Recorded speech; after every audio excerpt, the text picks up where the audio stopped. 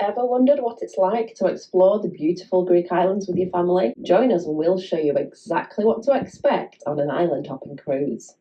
We'll show you what it's like on board the ship, and I'll also give you some handy tips for your next cruise. Our ship departed from Valetta in Malta. Usually, a fly cruise is a bit of a hassle as you need to fly the day before. But with P&O Cruises, the flight and cruise come as a package. P&O Cruises charter planes from airports all across the UK, so all we had to do was turn up at the airport on the morning of the cruise and fly to Malta.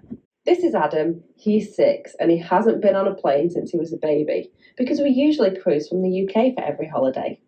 He was super excited about the flight, and before we knew it, he landed in Malta.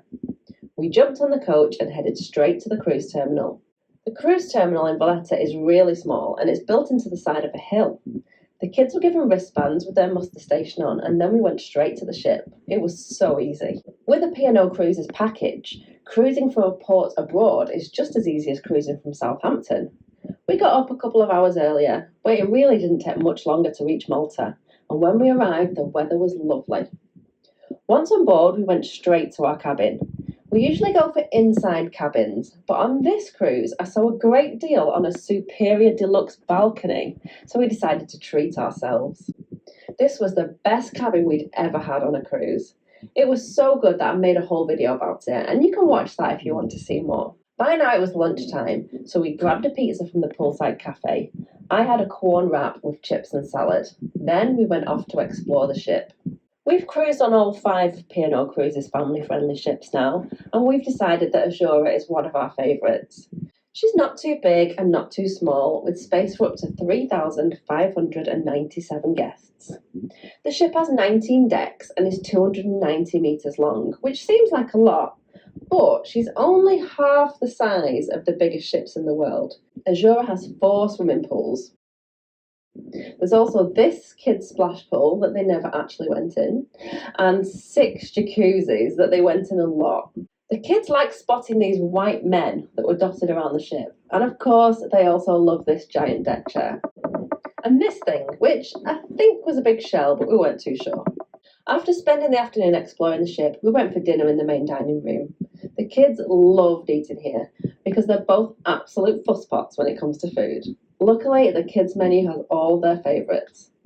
There's a lot of choice for the adults too, including vegans like myself. I had the caramelised apple salad, sweet corn risotto, and a chocolate thing with orange sorbet, which was absolutely lovely. After such a long day, we were ready to flop in bed and ready for a fun day at sea the next day. I think sea days are the best days. After breakfast, we spent some time as a family playing table tennis, chess, and pushing each other in the pool. Then the kids went to Kids Club and we made the most of our extra large balcony, the Mediterranean sunshine, the sea view, and the child-free time. It was celebration night, so in the evening we all got dressed up in suits and dresses. Celebration night is optional. You can just eat in the buffet if you don't like dressing up. This cruise had 2 celebration nights, and we did enjoy joining in with the first one, although we skipped the second because I think 2 in a week is a bit much. We enjoyed a glass of free fizz and some nice music, and even had a chat with the deputy captain, who was lovely. In the main dining room, the celebration night menu was really fancy, with lots of nice things to choose from. After a delicious amuse-bouche, I enjoyed tempura vegetables, a chickpea tagine, and a chocolate brownie. The kids' menu is the same every day, but that's okay for these 2. They know what they like. After dinner, we went for a dance and watched a singer. Then we went to another bar to have another dance, drink some cocktails and mocktails, and watched a comedian. He was really funny. Then it was time for bed. The kids were shattered, but luckily I'd packed this shower curtain and magnetic hooks that I used to separate the cabin into 2 rooms so that we could all have a good sleep without disturbing each other. The next morning, we arrived at our first port. This was Athens, and we were very excited about spending the day visiting the Acropolis. We had breakfast in the main dining room, then got on the coach. The cruise line's excursions are always a little pricey, but for this trip, we liked how convenient it was to be able to go straight to the Acropolis and skip the queue, as I know they can get very long. I also liked how we had a tour guide who would show us around and give us all the facts through a little earpiece.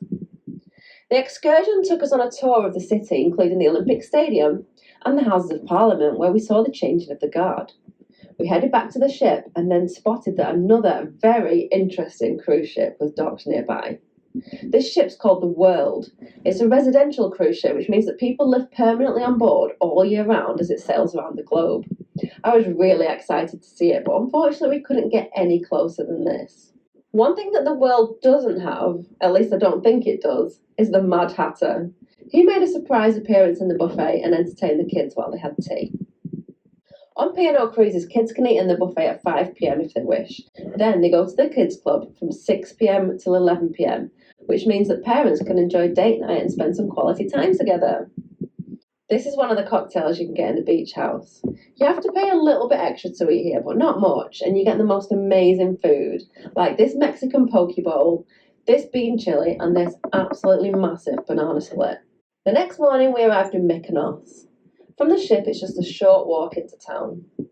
We spent some time exploring the rock pools and looking for creatures, and then we went to the beach. The weather was perfect at Easter. I think the middle of summer might be a little bit too hot to enjoy Greece with kids, but April to June and September to October are just perfect. Mykonos is so pretty. You could spend hours getting lost in the winding streets and looking at the old churches. We had a lovely day wandering around and window shopping before heading back to the ship for a relaxing game of chess on the balcony. We watched the sail away views from the main dining room. We love the art on the walls here, as it's all made of food, like these giant garlic. We finished the evening with a visit to the silent disco, which is always lots of fun for kids and adults too. On day 4, it was very windy when we arrived in Suda Bay. We didn't have any plans, but there was a bus outside the cruise terminal that went to the nearby city of Chania, so we hopped on that. Even though it was a really hot day, there was snow on the mountains, which was pretty weird. These are called the White Mountains, and they're over 2,000 metres high. In Chania, we went for a walk and came across a little playground, and then we kept going until we came to the beach. The sand was lovely. It was a little too cold for swimming in April, but we made some sandcastles instead. After exploring the city a little bit more, we headed back to the ship for dinner. The kids went to play with their friends in the kids club, and we went to watch a comedian, a lady with a guitar, and a Sting tribute act. On our final port day, I had this lovely vegan breakfast, and then we arrived into Heraklion and jumped on the free coach that took us into town. We had no plans, but it was raining, so we got on the hop-on hop-off bus and took a tour of the city. Luckily, the sun came out, and then we came across this big playground. The kids were very happy, and yeah, okay, I was happy too. We all love a playground on holiday. Back to the ship, and we had just one more sea day that we spent relaxing and enjoying everything that Azure has to offer. We love the food on P&O Cruises ships, which is absolutely perfect for our family of vegans, vegetarians, and fussy eaters. There are lots of activities for the whole family to enjoy, but not so many that you don't get time to relax as well. The kids are always happy, and as all parents will know, if they're happy, you're happy. If you're considering a cruise with P&O Cruises, I would definitely recommend it for families. Especially if you're travelling abroad, it's the easiest way to get around. If you want to have a look at what our accommodation's like on the ship, I do recommend that you check out this video next. This is a tour of the superior deluxe balcony cabin that we had, and it's absolutely amazing, so have a look.